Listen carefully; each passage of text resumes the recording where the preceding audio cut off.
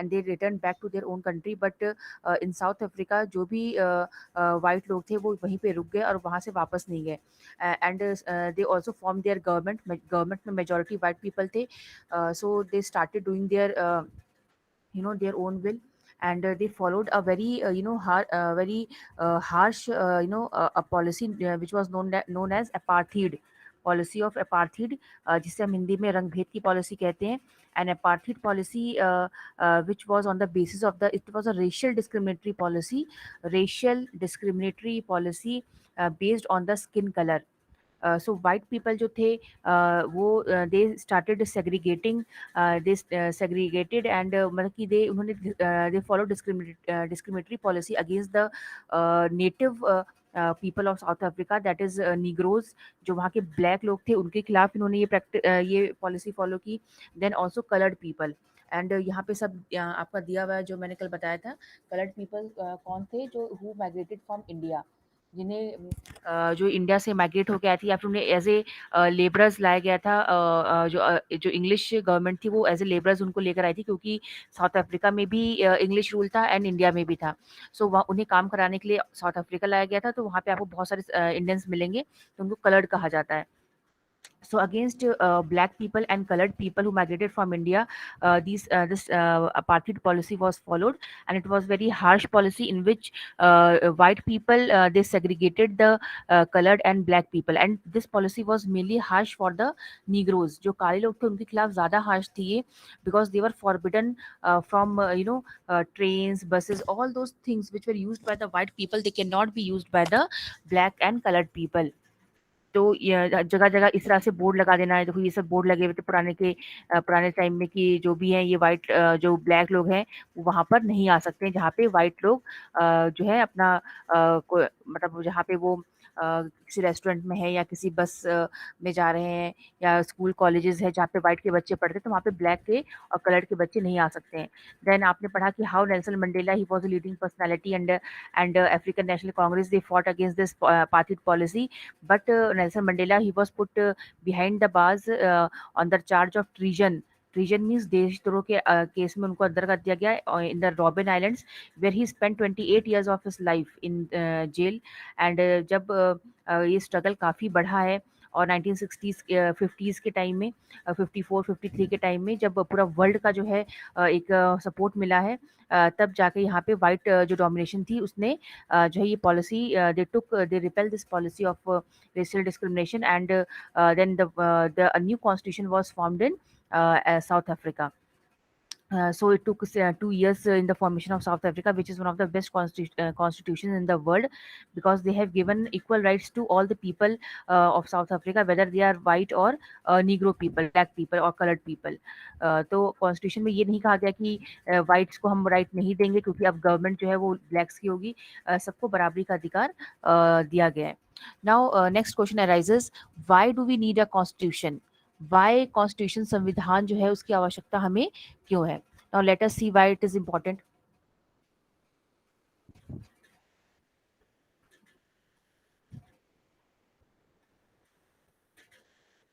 Now, the South African example is a good way to understand why we need a constitution and what to do. What do constitutions do? So now, जो भी आपने south Africa का case देखा उससे आपको समझ में आ गया होगा कि जो कॉन्स्टिट्यूशन है वो हमारे लिए ज़रूरी क्यों है. Now the oppressor and the oppressed, they both are going to live together in the new in the new structure. South Africa में जो जिन्होंने लोग परेशान किया था और जो खुद परेशान हुए थे, है ना, मतलब कि जिन्होंने गलत किया और जिनके खिलाफ चीज़ें हुई थी, जैसे वाइट और ब्लैक दोनों अब एक साथ रहने वाले थे. ठीक है, जो कि बहुत आसान नहीं था. लोगों में डिस्ट्रस्ट था. डिस्ट्रस्ट मतलब भरोसा नहीं था. ठीक है, ब्लैक लोग थे जो व्हाइट पे भरोसा नहीं करते. व्हाइट जो थे they were not trusting on the black people. उन्हें व्हाइट जो थे उनको ये लग रहा था कि हमने इनके साथ गलत किया तो क्या ये पता ये भी हमारे साथ गलत करें. और जो ब्लैक थे उनको ये लग रहा था कि कहीं व्हाइट फिर से कुछ ना मतलब उल्टा सीधा करे, उनके अधिकारों को ना छीन ले. ठीक है, तो सब अपनी तरफ से जो है डर में थे. They wanted to safeguard their interest. सब अपना जो है अधिकार जो थे उसको, इंटरेस्ट जो थे उसको बचाना चाहते थे. अब इसके लिए they wanted substantial economic and social rights. The white minority was keen to protect its privileges and property. अब जो व्हाइट पॉपुलेशन थी दैट वाज इन माइनॉरिटी, उनकी संख्या कम थी।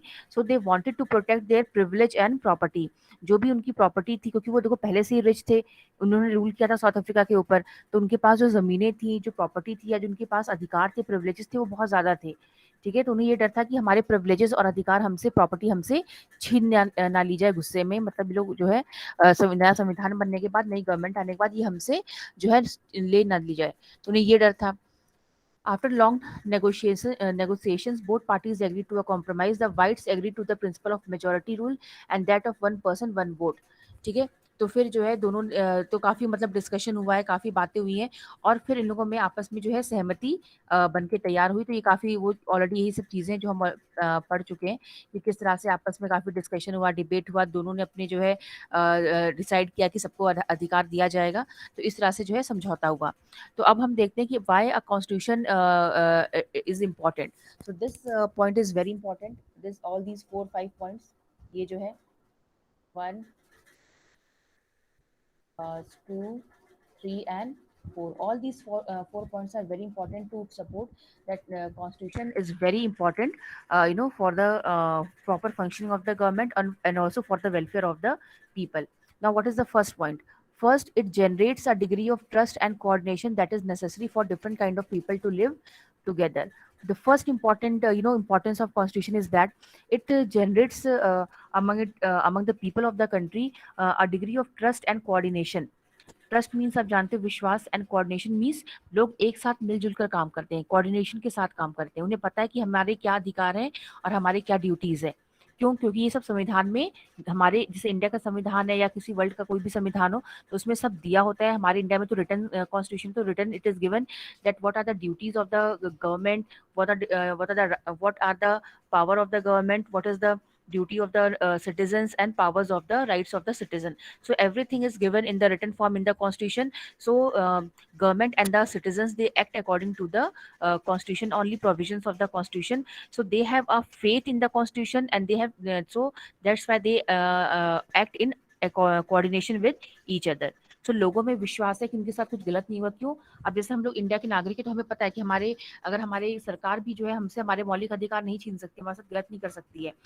क्यों? क्योंकि वो संविधान में दिया हुआ है। अगर एक किसी नागरिक ने, दूसरे नागरिक ने, या फिर गवर्नमेंट ने हमारे साथ कुछ गलत किया, तो हम कोर्ट जा सकते हैं और गवर्नमेंट के खिलाफ भी हम जो है अपनी लड़ाई लड़ सकते हैं, हम केस कर सकते हैं, because all these provisions are given in the constitution. So it gives power to the people, and it generates a trust. अपनी सरकार में, अपने संविधान में हमें ट्रस्ट है। Second, it specifies how the government will be constituted, how who will have power to take which decision. Then हमारी constitution में it is very properly given that who will be the, like all you all know the structure of the Indian government, like prime minister है, या फिर chief minister है, governor है, president है, so all their powers are very in detail given in the constitution. तो सबका अधिकार जो है, पावर सब दिया हुआ है, उनकी क्या ड्यूटीज है सब दिया हुआ है। तो कोई भी जो है एक दूसरे की उसमें इंटरफेयर नहीं कर सकता है। उनका सिलेक्शन कैसे होगा, कितने टाइम पीरियड तक ये रहेंगे, सब कुछ, how they will be selected to the post, सब कुछ हमारे संविधान में दिया हुआ है। तो कोई भी जो है अपनी मनमानी नहीं कर सकता है। ऐसा नहीं कि कोई भी पीएम बन गया, कोई सीएम बन गया, चुनाव नहीं करवाए, ऐसे ही आपने मनमानी तरीके से सरकार बना ली। सब प्रोसीजर दिया हुआ है हमारी कॉन्स्टिट्यूशन में कि अगर किसी को मेजोरिटी मिलती है तो उसका एक उसकी पार्टी का आदमी जो है पीएम बनेगा, और अगर किसी को मेजोरिटी नहीं मिलती तो उस केस में क्या होगा, हर चीज़ जो है कैसे गवर्नमेंट फॉर्म होगी, किसको कौन सी पावर दी जाएगी, किसके पास, जैसे हमारे होम मिनिस्टर हैं, हमारे प्राइम मिनिस्टर हैं, हमारे प्रेसिडेंट हैं, इनके पास क्या क्या पावर है, क्योंकि प्रेसिडेंट और प्राइम मिनिस्टर जो है वो बहुत हाईएस्ट पोस्ट है, लेकिन दोनों की पावर जो है सेग्रीगेटेड है। बिल्कुल अलग अलग पावर दी, सबको पता है that president in India is just a nominal head, and the real head of the government is prime minister. It means that the main person in the Indian government is prime minister.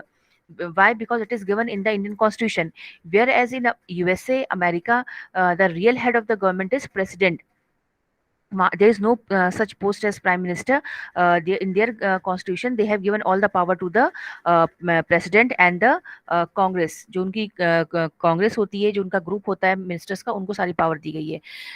So government की पूरी जो functioning है, how government will be constituted, will be formed, and किस के पास कौन सी power होगी decision लेने की, वो सब दिया हुआ है. Third, it lays down limits on the powers of the government and tells us what the rights of the citizens are. Now, in Constitution, it is very clearly it is given about the powers of the government. तो जो भी सरकार की power है और उस पर क्या लिमिटेशंस है, ठीक है ना. जो हमारे कॉन्स्टिट्यूशन को पता था कि आगे चल के अगर हमने गवर्नमेंट की पावर पे रोक नहीं लगाई, मतलब कुछ लिमिटेशंस होना ज़रूरी नहीं थे, उस सरकार जो अपनी मनमानी कर सकती है. तो हमारी गवर्नमेंट ने जो है, गवर्नमेंट के आगे क्या है, सुप्रीम कोर्ट है. तो अगर गवर्नमेंट जो है अपनी पावर्स का मिसयूज़ करना चाहेगी, तो हमारे और जो इंस्टीट्यूशंस हैं, सुप्रीम कोर्ट है और भी है, तो वो हमारी गवर्नमेंट को रोक सकते हैं. ठीक है. तो गवर्नमेंट कभी भी जो है अपनी पावर्स का मिसयूज नहीं कर सकती है उसकी, because our constitution has put down the limits in front of the powers of the government. And also the rights of the citizens are also mentioned in the constitution. तो सरकार को भी पता है, government also knows that what is the right of the citizen, तो वो उनको उनसे छीना नहीं जा सकता है. एंड साथ ही साथ जो हमारे नागरिक हैं, वो they are also aware about their rights. जो भी हमारे फंडामेंटल राइट्स हैं, जो भी हमारे राइट्स हो, सब हमें पता है. तो हम जो है, चाहे गवर्नमेंट हो, चाहे कोई सिटीजन दूसरा हो, कोई हमारे साथ गलत नहीं कर सकता.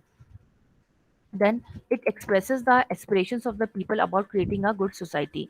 देन जो हमारा संविधान होता है, कि ये एक हमारा एक आईना होता है, it is like a mirror, जिससे हम अपने समाज को किस तरह से बनाना चाहते हैं और अपनी सोसाइटी को किस तरह से बेहतर करना चाहते हैं, वो सब कुछ उसमें दिया हुआ है. Now you can very well compare about the governments in Pakistan and in India. And not only Pakistan, आप ऐसे बहुत सारे देश हैं जहाँ पे देख सकते हो कि although in Pakistan there is a democracy, but democracy is not followed in practicality in Pakistan, unlike India. India में आप देखिए, कब आप एज ए नागरिक आप कभी डर के नहीं रहोगे.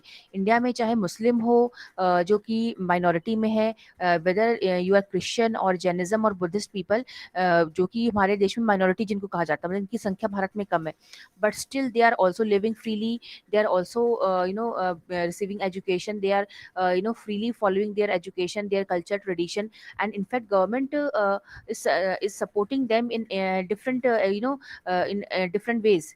गवर्नमेंट उनको हर तरह से सपोर्ट कर रही है. ये नहीं है कि अब आप पाकिस्तान में देखिए, they have declared themselves as Islamic nation, and that's why there is no no importance of other religion in that country. वो किसी और रिलीजन के लोगों को बाद में देखते हैं.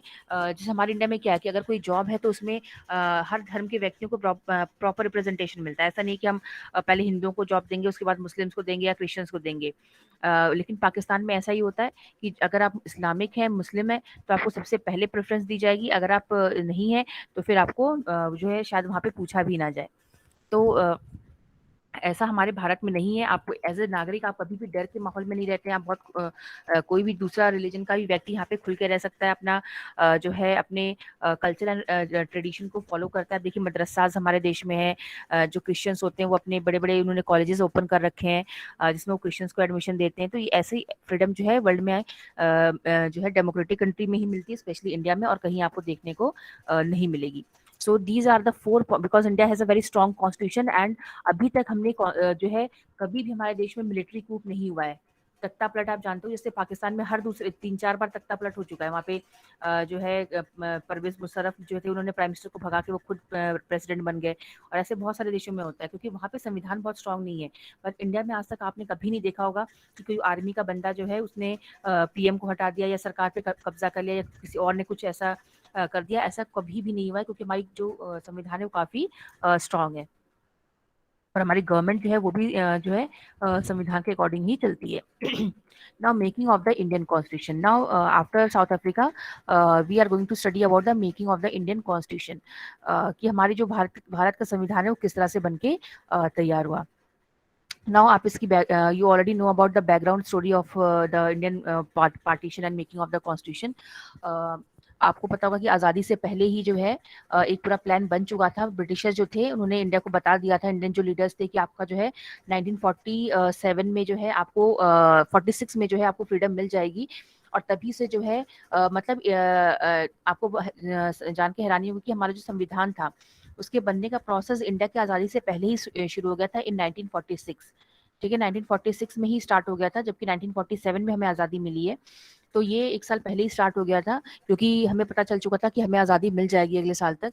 और उसके बाद फिर क्या हुआ आप तो जानते हो कि पार्टीशन हो गया. पार्टीशन जो बहुत ही एक मतलब प्रॉब्लमेटिक तो एक पीरियड हमारी इंडियन हिस्ट्री में हुआ है जिसमें lakhs of people they were killed on both sides of the border, India and Pakistan, Muslims and Hindus काफी ज्यादा मात्रा में इसमें मारे गए थे। लेकिन जब हमारा संविधान बनना शुरू हुआ था, at that time India was not not partition. सो उस समय जो है सबसे पहले एक संविधान सभा बनाई गई थी। Constituent assembly was formed for the making of the constitution. Now what was constituent assembly? As the name suggest, assembly is the group of people.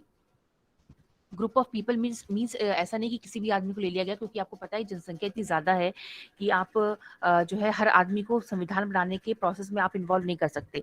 तो उनकी जगह कौन लेता है? रिप्रेजेंटेटिव।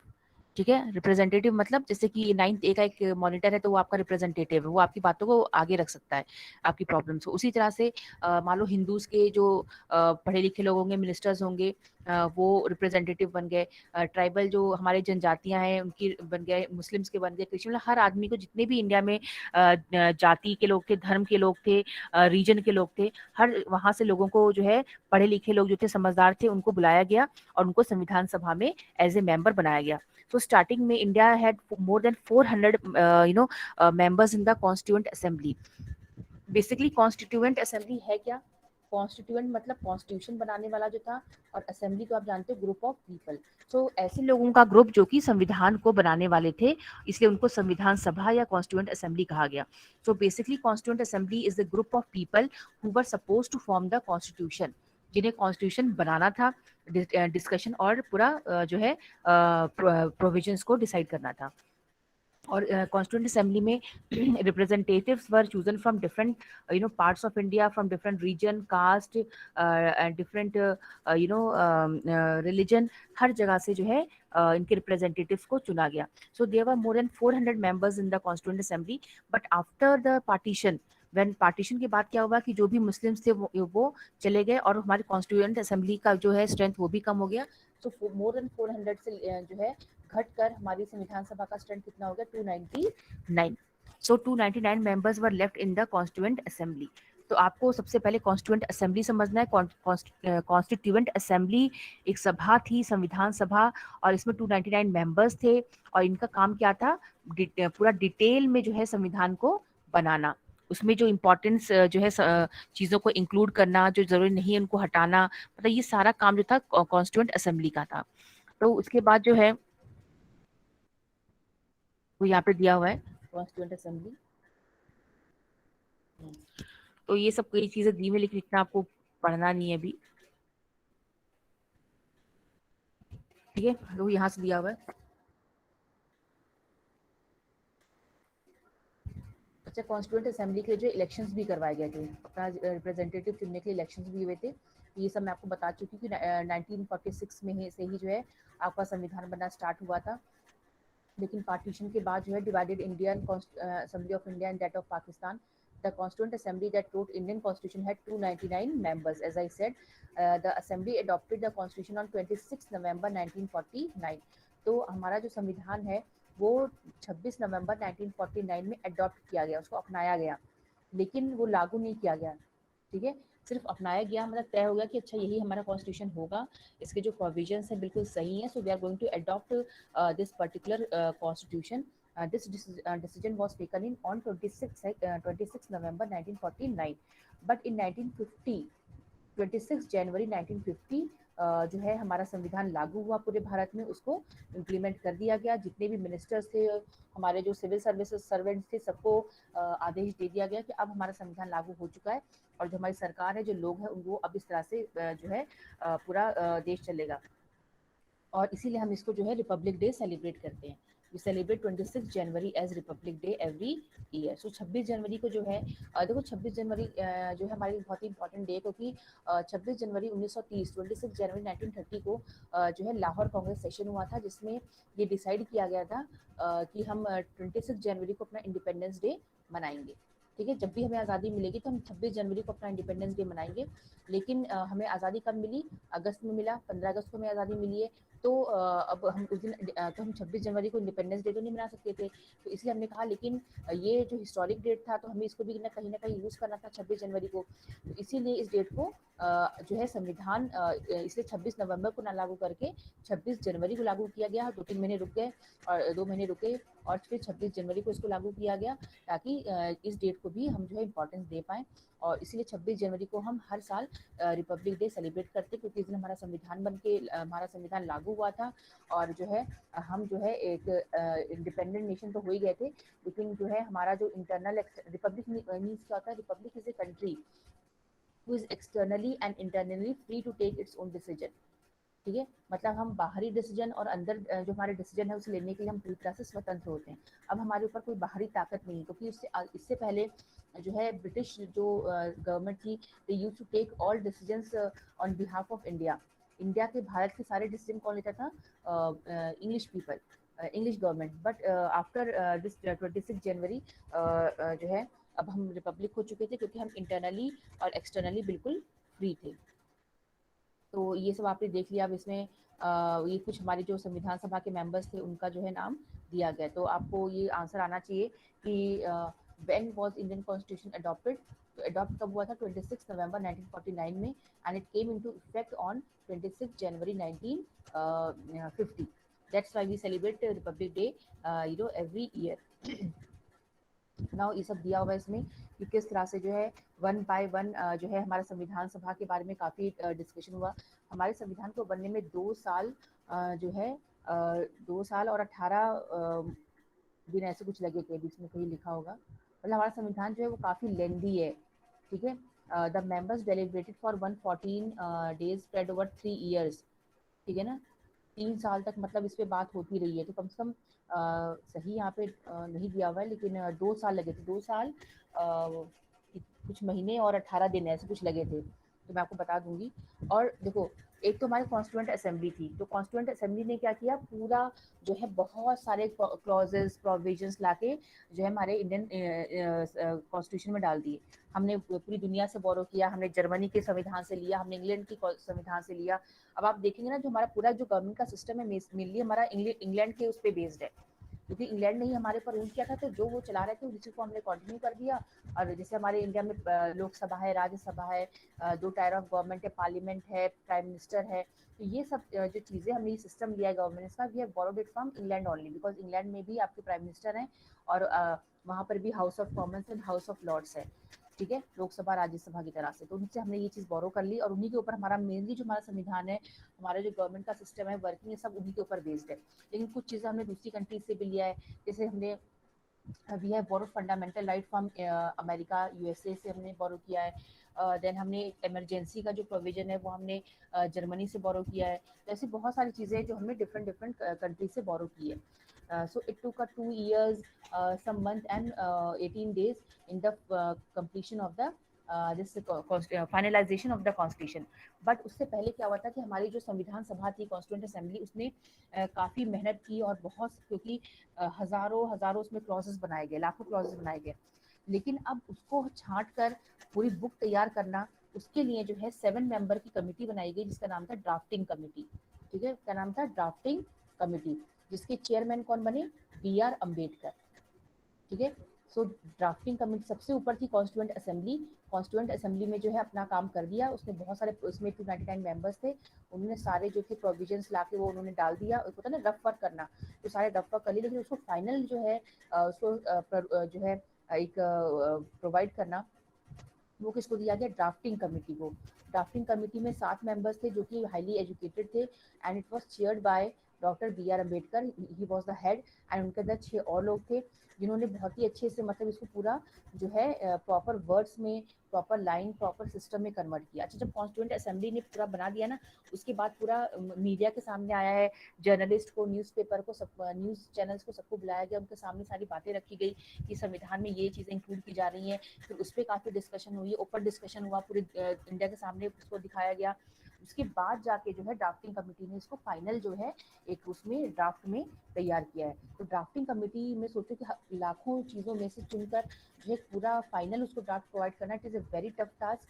एंड उसको पूरा एक मतलब लिखना लैंग्वेज में, इसलिए कहा जाता है हमारा भारत का संविधान बहुत ही टफ है, क्योंकि जितने भी ड्राफ्टिंग कमेटी में मेंबर्स थे, दे ऑल वर लॉयर्स, वो सब वकील थे। और उन्होंने बहुत ही, मतलब थोड़ा टफ लैंग्वेज में लिख दिया है, बहुत ही लॉ वाली लैंग्वेज में लिख दिया है। तो बहुत ही इंपॉर्टेंट काम था जो बी आर अम्बेडकर ने और उनके साथियों ने मिलकर किया। इसलिए बी आर अम्बेडकर को हम father of the Indian constitution कहते हैं, क्योंकि उन्होंने बहुत इंपॉर्टेंट रोल प्ले किया था संविधान को बनाने में।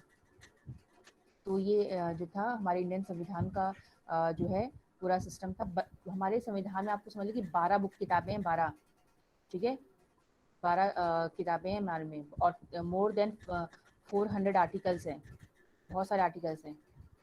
और जो हमारा आर्टिकल नंबर 1 है वो कहता है कि India is A union of states. तो हमारे पहले जैसी किताब आप खोलेंगे तो पहले ही में ही दिया हुआ है India is A union of states, कि इंडिया जो है एक बहुत सारे राज्यों का एक यूनियन है। इस लाइन से स्टार्ट है, फिर आगे चल के 1 2 3 ऐसे करके सब चीज़ें दी हुई हैं।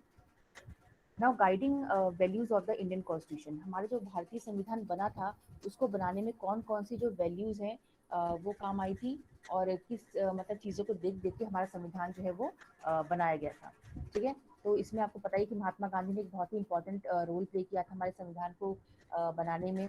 तो उनकी जो उन्होंने जो बातें कही थी, या फिर जो हमारे इतने सारे लोगों की जो है आप पिक्चर्स देख लो जिन्होंने संविधान बनाने में काफ़ी अहम भूमिका निभाई थी, उनकी बातों को बहुत ही ध्यान से सुना समझा गया था।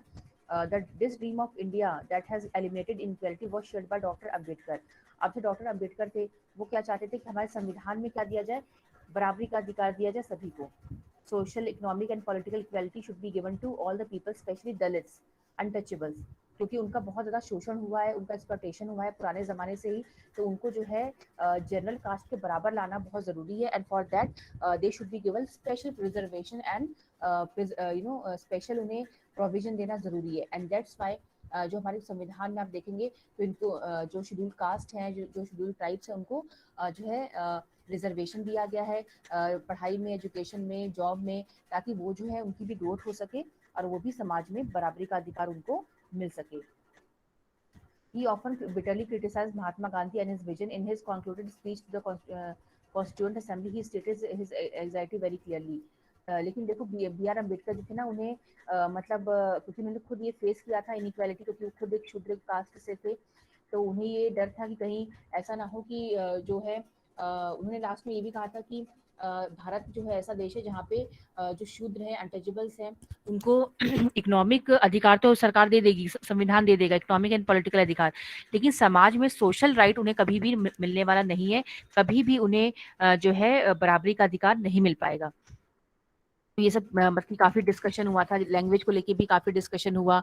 तो फाइनली जो है हमारा संविधान बनकर तैयार हुआ, और उसके बाद जो है तो मतलब जो भी हमारे संविधान बना है उसमें जो हमारे इम्पोर्टेंट मिनिस्टर्स हैं, स्पेशली महात्मा गांधी है, उनकी क्या सोच थी भारत देश को लेके, वो क्या चाहते थे, कैसा संविधान बने, कैसा देश बने, तो वो चीज़ें इसमें डाली गई हैं। बी आर अम्बेडकर जैसे जो चाहते थे कि इक्वलिटी मिले, और हमारी जो शेड्यूल कास्ट है, शेड्यूल ट्राइब है, उनको बराबरी का दर्जा मिले भारत में, तो उसको लेके भी काफ़ी चीज़ें इसमें डाली गई हैं। जैसे कि अनटचेबिलिटी को एबॉलिश कर दिया गया, आर्टिकल 17 एबॉलिशेस अनटचेबिलिटी, की छुआछूत भारत में नहीं माना जाएगा। फिर आर्टिकल नंबर 15 जो है वो डिस्क्रिमिनेशन को खत्म करता है, कि किसी भी तरह से भेदभाव भारत में फॉलो नहीं किया जाएगा, चाहे वो कलर पे हो, चाहे जेंडर पे हो, किसी भी तरह का भेदभाव फॉलो नहीं किया जाएगा। तो इस तरह से मतलब काफ़ी जो है चीज़ों को ध्यान में रखते हुए संविधान बनाया गया, और लोगों को जो है भारत में जितने भी नागरिक हैं उनकी प्रॉपर ग्रोथ के लिए जो है फंडामेंटल राइट्स इसमें डाले गए। जो है प्रॉपर की जो हमारे 6 फंडामेंटल राइट्स हैं, equality, freedom, right to religion, education, right against exploitation, ये सब जो फंडामेंटल राइट्स डाले गए, ताकि हमारे जो लोग हैं वो मतलब उनकी ओवरऑल डेवलपमेंट हो पाए। अगर लोग फ्री नहीं होंगे, आज़ाद नहीं होंगे, तो वो उनका जो है दिमागी विकास नहीं हो पाएगा और वो डेवलप नहीं हो पाएंगे। सो ये मॉडल हमने अमेरिका से जो है बोरो किया था कि लोगों को फंडामेंटल राइट दी जाए। नाउ आप वी द पीपल ये सब ये जानते हो कि we the people of the United, ये सॉरी तो अमेरिका का है। ये आप जब बुक्स खोलते हो तो स्पेशली आपका देखिएगा दिया रहता है ये, with the people of India having solemnly resolved to constitute India into a sovereign, socialist, secular, democratic republic। ये आपने बहुत बार अपनी बुक्स में पढ़ा होगा, इसे हम कहते हैं प्रीएम्बल ऑफ इंडिया। ठीक है, what is preamble? Preamble is a short statement और philosophy of the entire constitution of India. आपको पता that India has a very long constitution, और every government every country has a very huge constitution. उसको summarise किया गया है कुछ लाइनों में, जो कि उसकी पूरी जो उसका जो अस्तित्व है, उसका जो पूरा जो भी कंटेंट है उसको कुछ लाइनों में वो रिप्रेजेंट करता है। तो ये जो हमारा पूरा है, we the people of India, हम भारत के नागरिक जो हैं वो अपने कॉन्स्टिट्यूशन जो है अपने भारत को sovereign, socialist, secular and democratic Republic मानते हैं, और जस्टिस, लिबर्टी, सब मतलब चीजें वर्ड्स दिए हुए हैं। तो ये हमारा प्रियम्बल है। Preamble is the short statement of the entire constitution, हमारे पूरे संविधान को जो है ये रिप्रेजेंट करता है। इसको पढ़ के हमें अपने संविधान के बारे में समझ में आ सकता है। अब मैं आपको बताती हूँ कि जो ये वर्ड्स दिए हुए हैं इनके बारे में क्या है। इसमें कहा गया कि इंडिया एक सोवरन देश है, सोशलिस्ट कंट्री है, सेकुलर है, डेमोक्रेटिक है, रिपब्लिक है। ठीक है, अब इन वर्ड्स का मतलब आपको पता होना चाहिए। तो डेमोक्रेटिक तो इसमें सबसे आसान है। डेमोक्रेटिक का मतलब आप जानते हो क्या होता है। Democratic means it is a type of system in which the rulers are elected by the people. Rulers कौन होते हैं? जो रूल करते हैं, जो जो गवर्नमेंट फॉर्म करते हैं, they are known as the rulers, and they are elected by the people. तो जो रूलर्स होते हैं वो लोगों द्वारा चुने जाते हैं, तब उस गवर्नमेंट को हम डेमोक्रेटिक गवर्नमेंट कहते हैं। नहीं तो इससे पहले क्या होता था कि राजा का रूल होता था, किंग का रूल होता था, जिसमें उसका जो बच्चा है, मतलब कि हेरिडेटरी रूल चलता था कि जो एक राजा है, फिर उसका बच्चा, फिर उसका बच्चा जो है, भले ही वो इतने लायक ना हो, क्वालिफाइड ना हो, लेकिन वो किंग बन जाते थे। तो वो चीज सिस्टम खत्म हो चुका था भारत में। Now India is a democratic country, और इंडिया में जो भी रूलर्स हैं they are the representative of the people. जो भी पीएम है, सीएम है, जो भी हमारे एमपीज हैं, तो वो है क्या, हम ही ने उनको चुनकर अपना रिप्रेजेंटेटिव बनाकर भेजा है सरकार बनाने के लिए। So they are the representative of the people. So in a democracy people are the most important. All the rights are given to the people. It is for the people, by the people and for from the people. ये तो आपने पढ़ा होगा ना कि democracy जो में जो गवर्नमेंट होती है वो लोगों द्वारा बनाई जाती है, लोगों में से बनाई जाती है, और लोगों के लिए बनाई जाती है। एंड जो सरकार बनाते हैं लोग, वो भी लोगों के रिप्रेजेंटेटिव होते हैं, पीपल के रिप्रेजेंटेटिव होते हैं। So this is democratic. Now what is Republic? Republic means, अभी मैंने आपको बताया था, Republic is A type of government. Republic means when a country is free internally and externally. जब एक देश जो होता है उसके ऊपर जो है कोई बाहरी ताकत काम नहीं करती है, एक देश खुद अपने फैसले लेता है, इंटरनल फैसले भी और एक्सटर्नल। एक्सटर्नल मीन्स कि सपोज इंडिया जो है उसका रिलेशन अमेरिका के साथ कैसा होना चाहिए, रशिया के साथ कैसा होना, जो हमारी विदेश नीति होती है, विदेश जो देश है हमारे, उनके साथ हम किस तरह का जो है एक रिलेशन फॉलो करें, वो खुद वो देश निर्धारित करता है। तो उसको हम क्या कहते हैं? रिपब्लिक। ऑलराइट, एक मिनट, सॉरी, मैं थोड़ा सा, नहीं, सॉरी सॉरी, जो मैंने आपको रिपब्लिक का मतलब बताया वो मैंने थोड़ा गलत बताया है। मैं थोड़ा खुद कंफ्यूज हो गई थी। ये जो भी मैंने आपको मतलब बताया कि India is free internally and externally, वो किसका मतलब है? सॉवरन का। ठीक है, तो आप सॉरी उसको आप मत याद रखिएगा। सॉवरन, जो भी मैंने अभी आपको बताया कि इंडिया फ्री है इंटरनली एंड एक्सटर्नली, वो उसका मतलब क्या होता है? India is a sovereign country. ठीक है, तो इंडिया एक सॉवरन कंट्री है, बिकॉज हम अपने आंतरिक डिसीजन और हमारे हमारी जो विदेश नीति है उसका फैसला हमारी खुद की सरकार लेती है, कोई भी बाहरी देश हमारे को इन्फ्लुएंस नहीं करता है। That's why India is a sovereign country. Then India is a socialist country. Socialist मतलब क्या होता है कि हमारे समाज में जो है जो भी देखो यहाँ पे दिया हुआ socialist, wealth is generated socially and should be shared equally by society. तो बेसिकली सोशल का मतलब क्या होता है कि जो भी हमारे समाज में प्रोडक्शन होता है, जो भी चीज रिसोर्सेज हैं, वो हर व्यक्ति तक बराबर पहुंचनी चाहिए। ये नहीं कि अमीर को ज्यादा मिल रहा है, गरीब को नहीं मिल रहा है। तो इस तरह की इनइक्वालिटी हमारे समाज में नहीं होनी चाहिए। Social economic inequality should not be there. इसीलिए जब हमें आज़ादी मिली है तो हमने जो भी ऐसे किसान थे हमारे, जो जमींदार थे जिनके पास बहुत सारी जमीनें थी, उनसे जमीनें छीन ली गई थी, एक्स्ट्रा जमीनें। और ये जो लैंडलेस लोग थे जिनके पास खुद की जमीन नहीं थी, उनके अमंग डिस्ट्रीब्यूट कर दी गई थी। तो इस सिस्टम को हम कहते हैं socialist system, in which wealth और production is socially divided, equally distributed among the society, and government इसको रेगुलेट करती है और किसी के पास भी एक्सेस जमीनें या एक्सेस प्रॉपर्टी नहीं रहने देती है। तो इसको हम कहते हैं सोशलिस्ट। नेक्स्ट है सेकुलर, जो कि बहुत ही आसान है। सेकुलर मीन्स धर्मनिरपेक्ष। जहाँ पे कोई, जिस देश में कोई भी, इंडिया में कोई भी धर्म जो है ऑफिशियल नहीं है, ऐसा कोई नहीं, जैसा हम हिंदू मैक्सिमम है, लेकिन हमारे देश में हिंदुज़्म भी जो है वो भी सरकारी रिलीजन नहीं है, ऑफिशियल रिलीजन नहीं है। बट इन पाकिस्तान इस्लाम मुस्लिम जो है वो एक ऑफिशियल रिलीजन है। उन्होंने जो वहाँ की गवर्नमेंट है, संविधान है, उसमें लिखा हुआ है कि जो इस्लाम है वो हमारे देश का मेन रिलीजन है और हम इसी को फेवर करेंगे और दूसरे रिलीजन्स हमारे लिए बाद में आते हैं। बट इंडिया में all religions are treated equally, whether they are majority और माइनॉरिटी। आप अगर किसी भी गवर्नमेंट स्कूल में या गवर्नमेंट जॉब में जितना हक एक हिंदू का है उतना ही मुस्लिम का भी है, उतना क्रिश्चियन और अदर रिलीजन्स का भी है। So why? Because India is a secular country. India does not give preference to any religion, specially majority religion को तो मिलता ही नहीं है बिल्कुल भी कोई प्रेफरेंस। और any person is free to follow any religion. हमारे देश के हर नागरिक को आज़ादी है कि वो कोई भी रिलीजन फॉलो कर सकता है, सरकार उसमें इंटरफेयर नहीं करेगी। एंड गवर्नमेंट जो है treats all religious and beliefs practices with equal respect. और जो गवर्नमेंट है वो किसी भी रिलीजन के आंतरिक मामलों में इंटरफेयर नहीं करता है, जब तक एक्सट्रीम कंडीशन ना हो तब तक इंटरफेयर नहीं करता है। ठीक है। तो हर secular means when all religions are treated equally in the country, government does not have any preferences, and they give equal respect to the beliefs and practices of all the religion. And if every citizen is free to adopt and practice any religion. So this is secular. And then republic का मतलब क्या होता है? Republic basically means where the head of the country is elected and not hereditary post. It means वो देश जहाँ का leader, जो सबसे मुख्य लीडर होता है, जैसे हमारे इंडिया में प्राइम मिनिस्टर है। So prime minister is elected, है ना। हमारे देश में जो प्राइम मिनिस्टर है वो इलेक्टेड है, चुने गए हैं, हमने वोट दिया तब वो चुने गए, और वो हर 5 साल में 10 साल में कभी भी बदल सकते हैं।